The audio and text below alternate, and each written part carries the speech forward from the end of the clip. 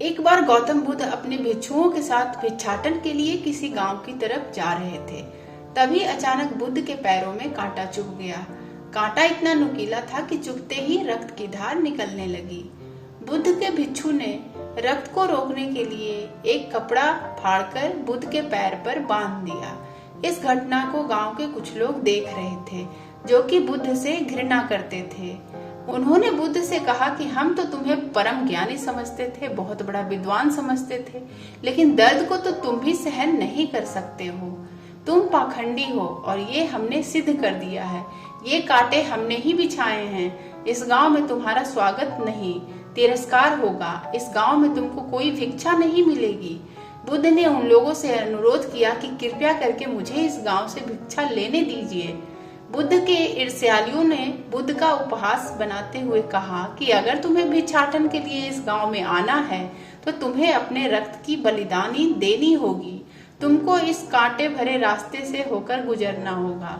भगवान बुद्ध ने उनकी चुनौतियों को स्वीकार कर लिया और कांटों के रास्ते पर चलते हुए अपने कदम बढ़ाने लगे।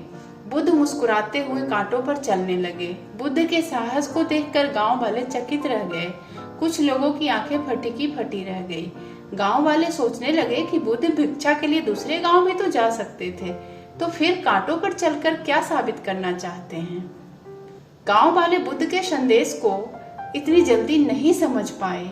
यहाँ पर बात भिक्षा की नहीं बल्कि जीवन को बदलने की थी। गांव वालों की भीड़ में से एक लड़का, जिसका नाम रमेश था, वह बुद्ध पर हो रहे अत्याचार को देखकर उसका दिल पिघल गया। रमेश दौड़कर गया और बुद्ध के पैरों के सामने से कांटे को हटाने लगा। बुद्ध के ईर्ष्यालु रमेश को रोकने लगे और गांव से दाना पानी न देने की धमकी देने लगे। रमेश ने किसी की नहीं सुनी और कांटों को हटाते हुए बोला, हे भगवान, आप इन थोड़े से लोगों के लिए अपने आप को कष्ट मत दीजिए। आप गांव में प्रवेश कीजिए।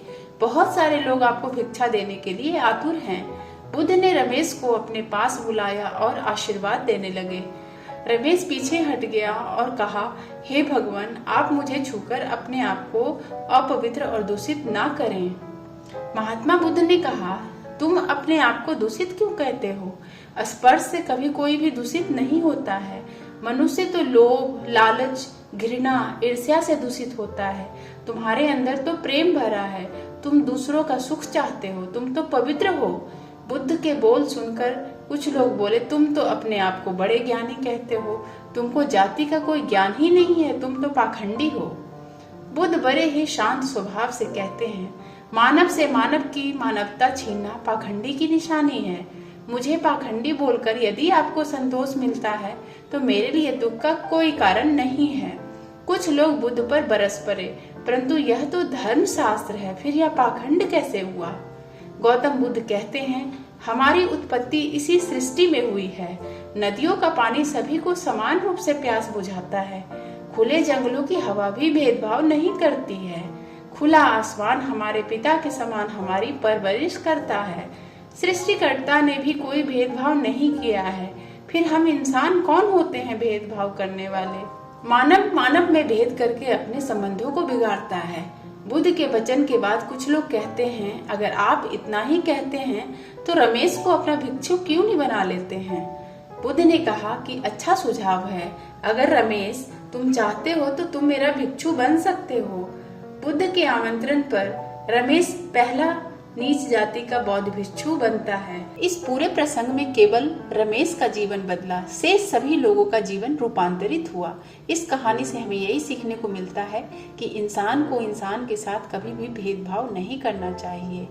कोई भी जाति या धर्म से ऊंच नीच नहीं होता है। सभी के शरीर में समान रक्त ही प्रवाहित होता है। इसलिए हम सभी को मिलजुल कर रहना चाहिए, भाईचारे के साथ रहना चाहिए, तभी हमारे संबंध अच्छे रहेंगे। उम्मीद करते हैं इस कहानी से आपको बहुत कुछ सीखने को मिला होगा। तो वीडियो को एक लाइक कर दीजिएगा।